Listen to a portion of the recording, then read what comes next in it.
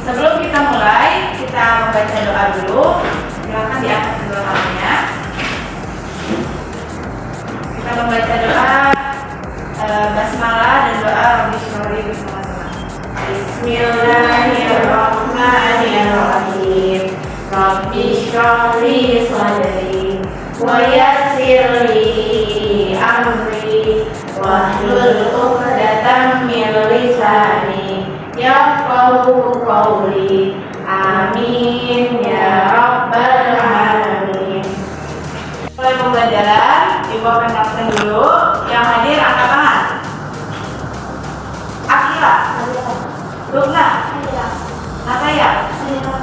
Ya, hari ini masuk semua ya teman-teman. Hari ini kita akan belajar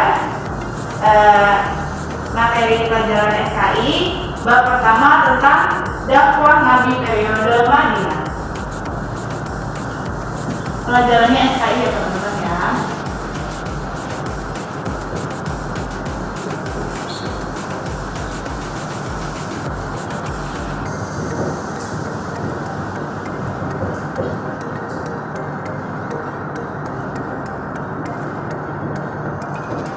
Dakwah Nabi periode Madinah.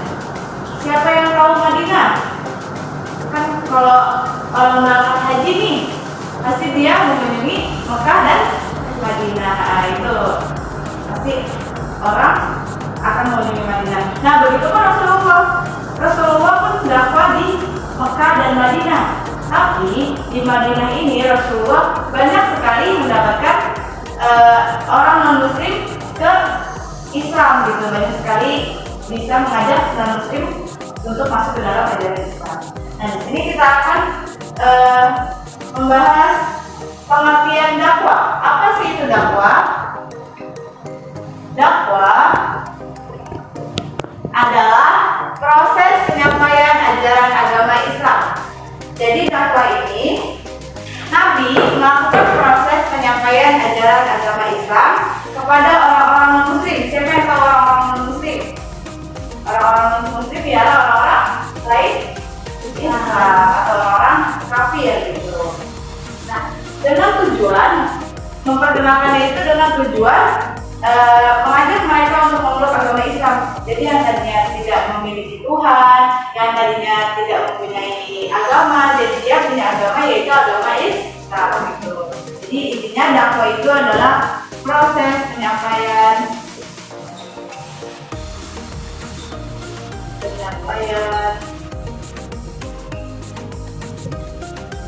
boleh teman-teman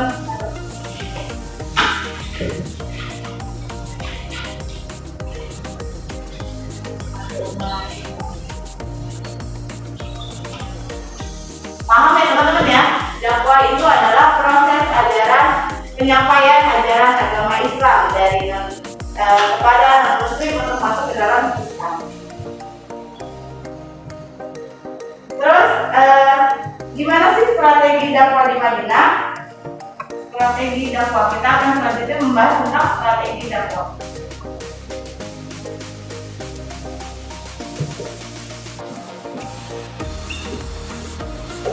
Nah, jika orang dakwah tidak bisa sembarangan, kamu non-muslim, masuknya ke dalam agamaku yaitu Islam, nggak bisa langsung kayak gitu, tapi ada strateginya agar umat non-muslim itu tertarik pada Islam. Kan nggak mungkin dia yang tadinya tidak punya agama, setelahnya mau percaya agama orang lain, kan itu nggak mungkin ya. Jadi dia harus punya strategi. Nah, strategi yang dibentuk yang disampaikan oleh Nabi Muhammad ialah yang satu adalah pembentukan umat.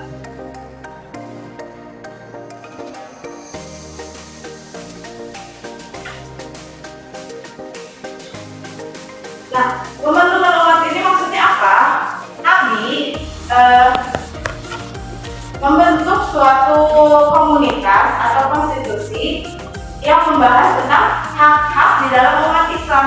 Gitu. Jadi kewajiban apa saja sih yang dilakukan di dalam Islam itu sudah dijelaskan di dalam konstitusi ini gitu. Untuk menjelaskan kepada non-muslim bahwa di Islam ini punya kewajiban-kewajiban gitu, dan hak-hak dalam Islam. Misalnya hak itu contohnya kayak bagi orang yang baru masuk Islam itu orang yang muslim tadi mendapatkan zakat misalnya atau mendapatkan infak gitu, karena dia telah masuk ke dalam Islam. Yang kedua, strategi dakwah Nabi ialah pembangunan masjid.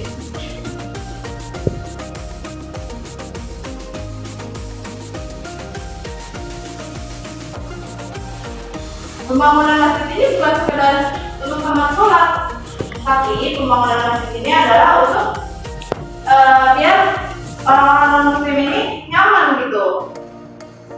Kalau misalnya dia sudah masuk Islam nyaman, karena sudah punya tempat ibadah. Yang ketiga, penyebaran agama Islam.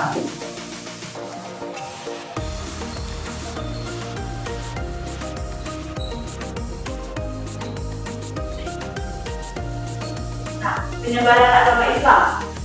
Pada saat zaman dahulu di orang-orang zaman jahiliyah itu menganggap bahwa bayi perempuan itu adalah sebuah aib. Ya, belum pernah dengar.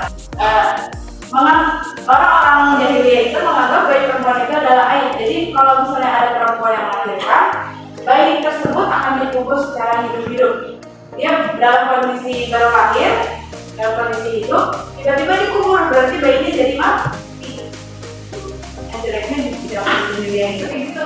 Nabi menyebarkan ajaran agama Islam ini agar terputus ajaran Islam. Ya, jadi salah satunya strateginya adalah untuk penyebaran agama Islam agar lebih meluas. Terus, bagaimana sih contoh dakwah Nabi?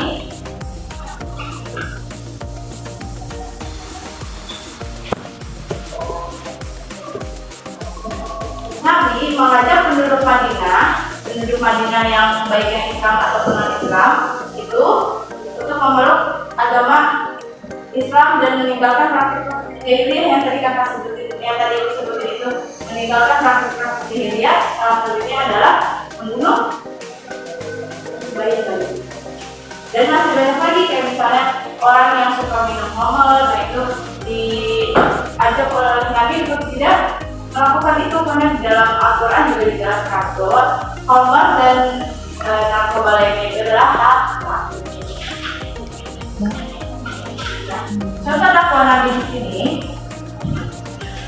Nabi memberikan teladan yang baik, Nabi mencontohkan yang baik di ajaran Islam. Teman-teman, selain Nabi memberikan teladan yang baik, contoh dakwah Nabi itu adalah berperilaku sabar. Jadi Nabi itu pada saat dakwah, Nabi itu tidak berjalan dengan mulus dakwahnya. Ada yang melempar Nabi dengan kotoran, ada yang meludahi Nabi. Itu Nabi tidak langsung marah-marah. Misalnya Natanya dakwah nih ke orang, nggak langsung marah-marah Natanya itu, tapi Natanya sabar. Nabi itu pun yang dilakukan oleh Nabi Muhammad pada saat dakwah, Nabi itu sabar untuk menghadapi umat-umatnya. Terus selanjutnya Nabi itu penuh kasih sayang terhadap umatnya. Nabi itu selalu memperhatikan umatnya, baik itu fase terkecilnya ataupun sampai terbesar yang misalnya dia lagi ada masalah. Nabi itu memberikan kasih sayangnya bermacam-macam kasih sayang Nabi itu. Nah, jadi kesimpulan dari pelajaran kita hari ini adalah dakwah Nabi pada periode Madinah ini adalah fase terpenting dalam sejarah Islam, karena tadi Nabi itu banyak membuat orang-orang non-muslim masuk Islam dan mengubah pola pikir masyarakat itu menjadi benar gitu, dan memperluas penyebaran agama Islam. Gitu ya, paham ya? Untuk materi pelajaran hari ini, dakwah Nabi periode Madinah. Oke, mungkin cukup sekian materi yang ingin disampaikan hari ini. Kurang lebih yang mohon maaf. Kita tutup dengan membaca doa kepada Tuhan. Subhanallahumma wa bihamdihi asyhadu an la ilaha illa anta astaghfiruka wa atubu ilaik. Assalamualaikum warahmatullahi wabarakatuh.